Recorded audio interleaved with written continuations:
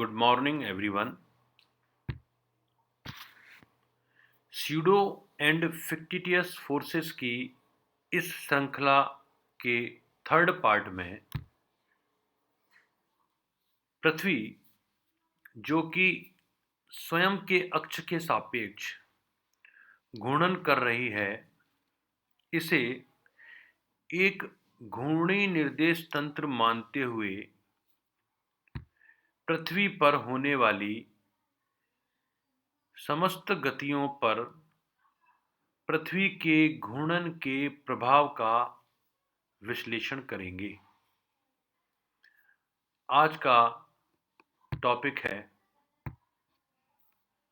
पृथ्वी के सापेक्ष गति। पृथ्वी जो कि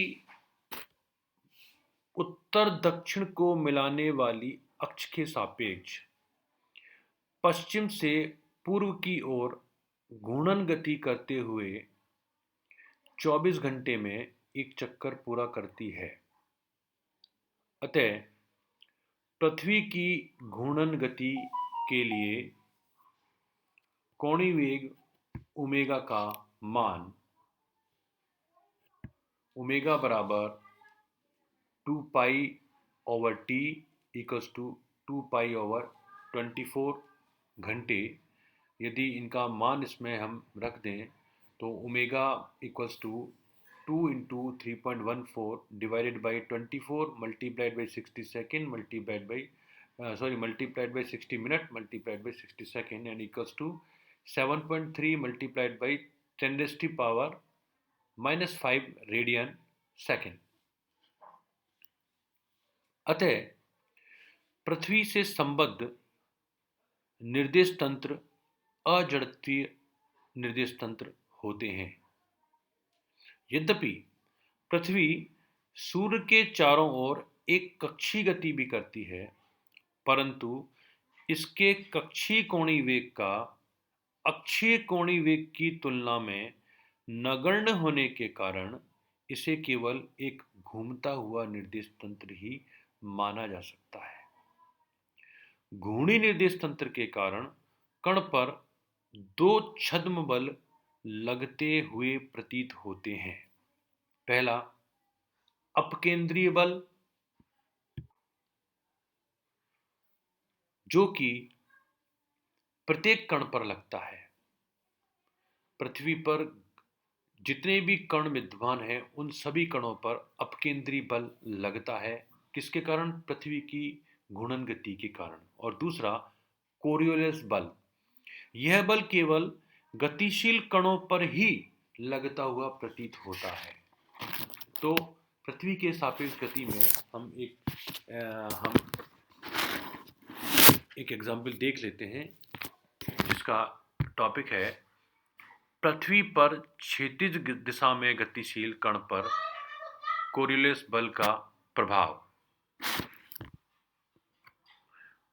माना कि ये हमारी अर्थ है और इस अर्थ का ये गुरुत्वीय केंद्र है, जिसे हमने O से निरूपित किया है। और ये जो हमारी लाइनिंग है, ये इक्वेटोरियल प्लेन है, विषुवत-रेखीय तल, जो कि पृथ्वी को एक समान भागों में विभक्त करता है। पृथ्वी ऊर्ध्वाधर अक्ष के सापेक्ष ओमेगा कोणीय वेग से घूर्णन कर रही है। माना कि पृथ्वी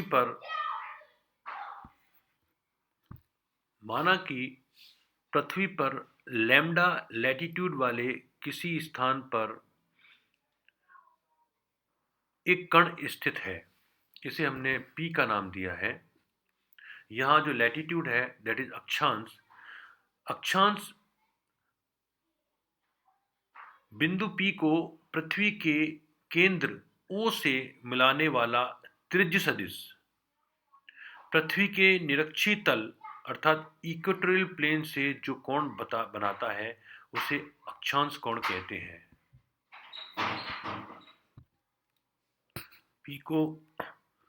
P P को मूल बिंदु मानते हुए एक निर्दिष्ट तंत्र की कल्पना करते हैं जिसका x अक्ष पूर्व दिशा की ओर, y अक्ष उत्तर दिशा की ओर, जिसे यहां हम y प्राइम का नाम दे रहे हैं, तथा z अक्ष ऊर्ध्वाधर ऊपर की ओर अर्थात पृथ्वी की सतह के लंबवत है। यह निर्दिष्ट तंत्र पृथ्वी के घूर्णन के कारण एक समान कोणीय वेग ओमेगा से घूर्णन करता है। चित्र की ज्यामिति से कोणीय वेग ओमेगा, जो कि YZ तल में स्थित है, अर्थात ओमेगा को दो घटकों में विभाजित कर सकते हैं। प्रथम घटक उत्तर की ओर y दिशा में ओमेगा कॉस लैम्डा और दूसरा घटक ऊर्ध्वाधर अर्थात z दिशा में ओमेगा साइन लैम्डा होगा। यदि अक्षों के अनुदिश एकांक सदिश क्रमशः i कैप, j कैप और k कैप हो तो ये इसकी ज्योमेट्री है। तो उस स्थिति में पृथ्वी के कोणीय वेग ओमेगा को इस प्रकार से लिख सकते हैं, omega equals to i prime cap omega cos pi by 2 plus, चूंकि इसका घटक x दिशा में नहीं है, j prime cap omega cos lambda plus k prime cap omega cos pi by 2 minus lambda.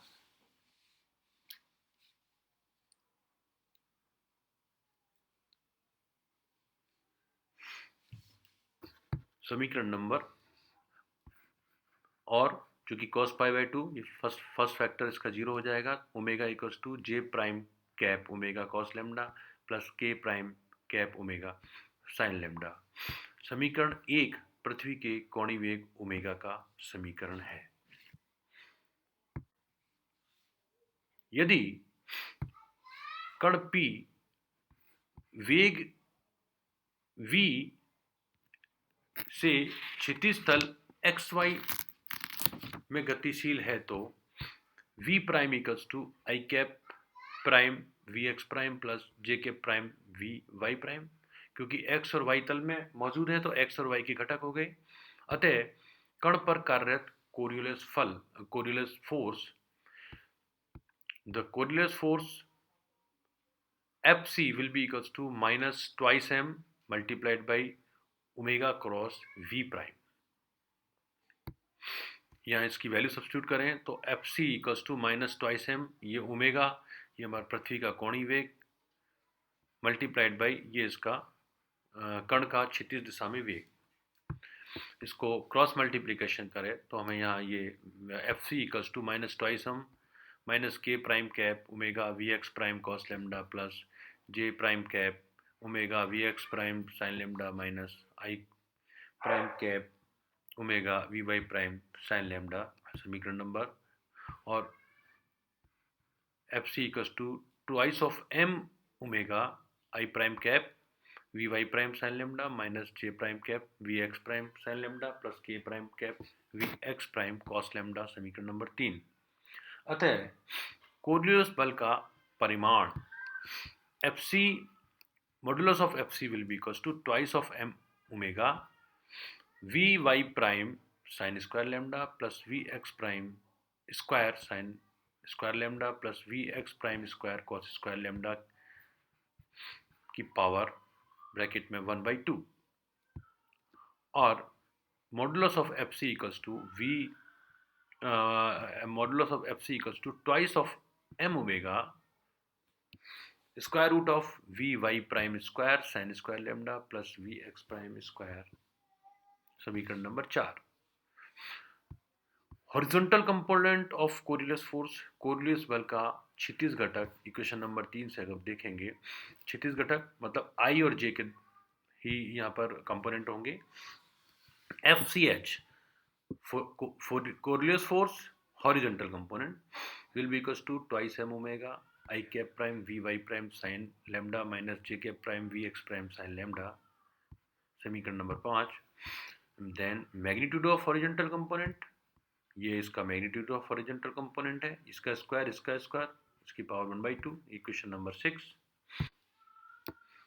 And what about the vertical component, इसी तरह समीकरण नंबर 3 से इसका वर्टिकल कंपोनेंट निकालें तो vertical component will be given by equation number 7. FCV equals to K prime cap multiplied by twice m omega Vx prime cos lambda, and the magnitude of vertical component, this will be given by FCV modulus of FCV equals to twice of m omega Vx prime cos lambda. Equation number 8. अब एक दूसरा topic आता है इसी श्रृंखला में, वो है पृथ्वी का ऊर्ध्वाधर नीचे की ओर गिरते हुए पिंड पर कोरियोलिस बल का प्रभाव.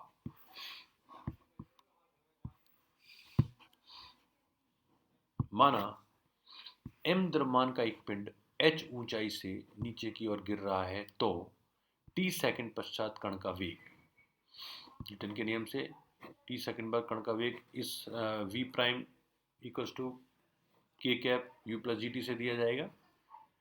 पिंड z प्राइम से गिरना प्रारंभ करता है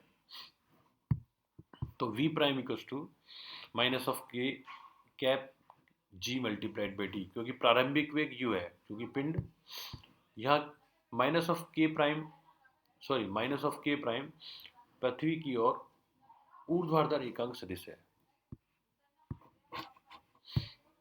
यदि इस स्थान का अक्षांश लैम्डा हो तो घूर्णी निर्देश तंत्र का कोणीय वेग ओमेगा है. तब यदि इस स्थान का अक्षांश लैम्डा हो तथा घूर्णी निर्देश तंत्र का कोणीय वेग ओमेगा है, तब omega equals to J K prime omega cos lambda plus K prime cap omega sine lambda. अतः पिंड पर कोरियोलिस बल का formula F C equals to minus twice M multiplied by omega cross V. यहाँ पर omega और we को multiply कर दिया तो हमें ये वैल्यू मिली, this one. Therefore f C equals to I prime cap twice of m omega g t cos lambda. समीकरण नंबर 3. चूंकि आई प्राइम कैप की दिशा पूर्व की ओर ली गई है, अतः उत्तरी गोलार्ध में ऊर्ध्वाधर नीचे की ओर गिरते हुए पिंड पर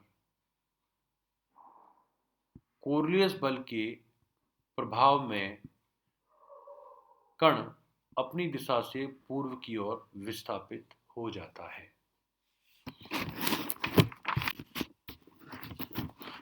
न्यूटन की गति के द्वितीय नियम से x प्राइम अक्ष पर पिंड की गति का समीकरण, that is m multiplied by d two x prime over d t square equals to twice of m omega g t cos lambda, और m से m कैंसिल तो हमें ये मिलेगा d two x prime over d t square equals to twice of omega g t cos lambda. इस समीकरण का t के सापेक्ष अवकलन करने पर d x prime over d t equals to twice of omega g cos lambda t square by 2 plus C1. यहाँ C1 समाकलन नियतांक है. C1 का मान ज्ञात करने पर बाउंड्री कंडीशन लगाएं, चूंकि एट t इक्वल्स टू 0, जब समय 0 है उस केस में, उस स्थिति में कण का वेग 0 है, that is d x prime over d t equals to 0, therefore C1 equals to 0, hence d x prime over d t equals to twice omega g cos lambda t square. Integrating again with respect to time t, that is x prime equals to omega g cos lambda tq by 3 plus c2. To find out the value of the integral constant c2, x prime equals to 1/3 of omega g cos lambda tq. Equation number 4. समीकरण number 4 ऊर्ध्वाधर नीचे की ओर गिरते पिंड के विस्थापन का मान है. उत्तरी गोलार्ध में यह विक्षेप पूर्व दिशा में तथा दक्षिणी गोलार्ध में पश्चिम दिशा में होगा।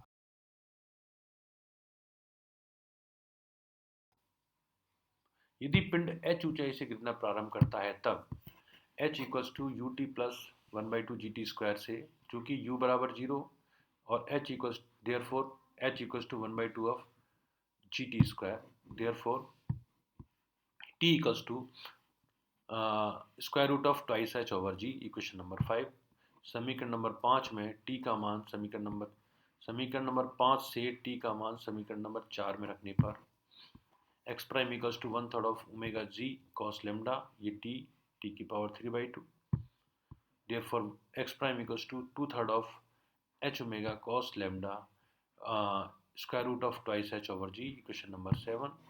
समीकरण नंबर 7 से स्पष्ट है कि ध्रुवों अर्थात पोल्स पर विस्थापन शून्य होगा, क्योंकि ध्रुवों पर लैम्डा का मान π/2 होता है और cos lambda that is cos π/2 equals to 0, therefore cos π/2 0, therefore x prime equals to 0। इसका मतलब यदि ध्रुवों के ऊपर यदि कोई कण ऊपर से ऊर्ध्वाधर नीचे की ओर गति करता है तो उसका विस्थापन शून्य होगा। धन्यवाद।